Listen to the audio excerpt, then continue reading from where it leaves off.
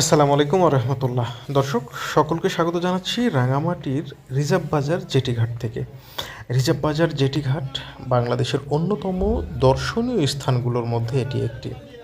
পাহাড়ের নিচে একদম নামতে হয় এই ঘাটে যাওয়ার জন্য আর কি, নৌকায় ওঠার জন্য।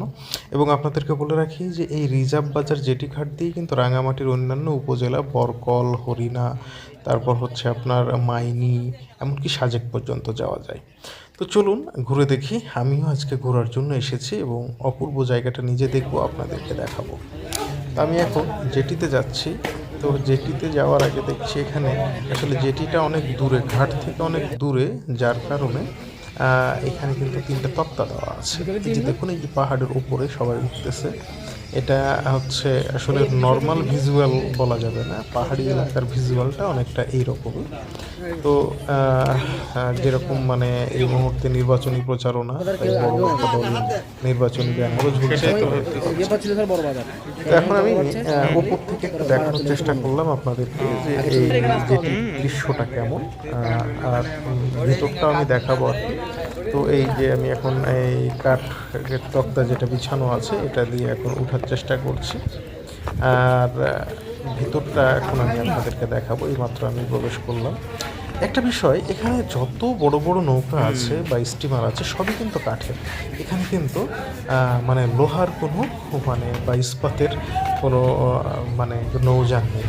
অনেক বড় বড় নৌযান সবই কিন্তু কাঠের, যে জিনিসটা আমাকে সত্যি অনেকটা আশ্চর্য করেছে এবং আমার ভালো লাগার একটা কারণও হয়েছে বলতে হবে এই বড় বড় কাঠের নৌকা। এবং কাঠের নৌকার যে একটা আওয়াজ, সত্যি এটা কিন্তু অন্যরকম। আমি ছোট ছোট অনেক স্টিমার, লঞ্চ এগুলো নিয়ে ভ্রমণ করেছি, তবে এই কাঠের নৌকা লঞ্চগুলো আমাকে খুব ভালো লেগেছে। এই যে আপনারা এই ব্রিজটা দেখছেন, এই ব্রিজটার সাথে কিন্তু সামনে যে একটা ছোট্ট দ্বীপ আছে, এই দ্বীপের যোগাযোগ মানে রক্ষা হয়েছে। তবে এখানে যত দ্বীপবাসী আছে প্রত্যেকটা দ্বীপেই কিন্তু মানে প্রত্যেকটা দ্বীপে যত বাড়ি আছে প্রত্যেকটা বাড়িতেই কিন্তু একটা করে নৌকা আছে। আসলে আমি যত দেখছি ততই অবাক হয়ে যাচ্ছি। আমি চারিদিকটা ঘুরে দেখার চেষ্টা করছি এবং আমি ভিডিও করছিলাম দেখে অনেকে আমার দিকে তাকাচ্ছিল। তো যাই হোক, এমন আড়ষ্টতা আসতেই পারে। তো চলুন একটা কাঠের লঞ্চে উঠে একটু দেখি, এর ভিতরটা একটু উপভোগ করার চেষ্টা করি আসলে এটা কেমন। আমি উঠতে শুরু করলাম ক্যামেরা নিয়ে, আমার সহকারী আমার পিছন পিছনে উঠতেছে।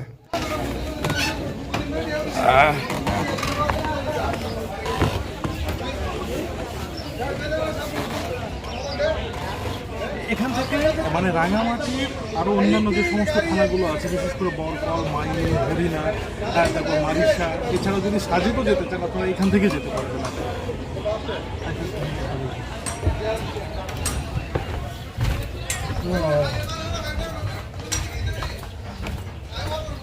দর্শক, নদীতে অনেক মানে লঞ্চ ভ্রমণ করেছি ছোটোখাটো, তবে মানে এই রাঙামাটিতে এসে এরকম যে মানে কি বলে আর কি, এই মানে লেকে বা এই লেক আর নদীর যে সংযোগ, সেখানে যে এরকম মানে পাহাড়ি এলাকায় নৌকার সংযোগ থাকবে, এটা আসলে আমি কখনো এইভাবে কল্পনা করি না।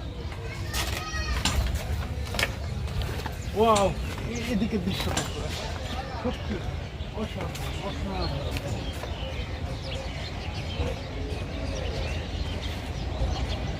এই দিকটা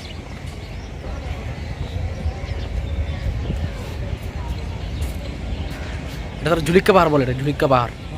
এটাকে একটা মনে হচ্ছে যেন একটা ছোট্ট দ্বীপ। হ্যাঁ হ্যাঁ, ছোট্ট একটা, এটা ছোট্ট একটা দ্বীপ, এখানে বস্তি হয়ে গেছে। যত বাড়ি আছে প্রত্যেকটা বাড়ি কিন্তু মানে নিজস্ব নৌকা আছে, নৌকাতে করে তারা যাওয়া আসা করে আর কি। এখানে জনবসতি হয়ে গেছে। আমি দীর্ঘদিন বান্দরবানে ছিলাম। আমার ধারণা ছিল বান্দরবান রাঙামাটি হয়তো বা একই রকম, শুধু পাহাড় পর্বতে ঘেরা একটা জেলা হবে। কিন্তু এমন যে একটা এত বড় লেক বা এত বড় একটা জলাধার আছে এবং যে জলাধারকে কেন্দ্র করে রাঙামাটি গড়ে উঠেছে, আসলে আমি বইয়ে পড়লেও আমার কল্পনাটা একেবারে ছিল অন্যরকম। বান্দরবানও সত্যি অনেক সুন্দর জায়গা, তবে বান্দরবানের চাইতে সত্যি এই বিশেষ করে লেকটা ছাড়িয়ে গেছে সব কিছুকে। এবং আরও একটা কথা বলি বন্ধুরা, যখন এই স্পটটা ছেড়ে যাচ্ছিলাম আমার খুব খারাপ লাগছিল। আসলে আমার এতটা খারাপ কখনো কোনো জায়গা থেকে ব্লগ ভিডিও তৈরি করে মানে যাওয়ার সময় লাগেনি। যেই খারাপটা আমার এখান থেকে লেগেছে, মনে হচ্ছিল আমি আরও কিছুক্ষণ এখানে থাকি। তো যাই হোক, আমি একজন কর্মজীবী মানুষ, কর্মের খাতিরে এখানে এসেছি, সুতরাং কর্মে তো আমাকে ফিরে যেতেই হবে, যার কারণে আমাকে চলে যেতে হলো।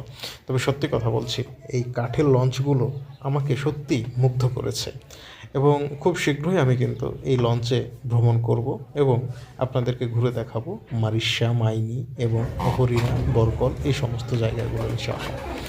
তো বন্ধুরা, আমার ভিডিও প্রায় শেষ পর্যায়ে চলে এসেছে। আমি কিন্তু কোনো প্রফেশনাল ব্লগার নই, আমি আমার মতো করে ভিডিও তৈরি করি এবং আপনাদের মাঝে ইনফরমেশান শেয়ার করি। তো আপনারা কেমন লাগলো আমার ভিডিও অবশ্যই কমেন্টস করে জানাবেন। কোনো যদি উপদেশ থাকে অবশ্যই বলবেন, সেটা আমি সাদরে গ্রহণ করার চেষ্টা করি।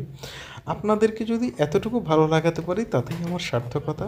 চেষ্টা করি আপনাদেরকে একটু বিনোদন দেওয়ার আর বিনোদিত করার। তো সকলকে আবারও আমার পরবর্তী ব্লগ ভিডিও দেখার আমন্ত্রণ জানিয়ে বিদায় নিচ্ছি। ভালো থাকবেন। আসসালামু আলাইকুম ওয়া রাহমাতুল্লাহ।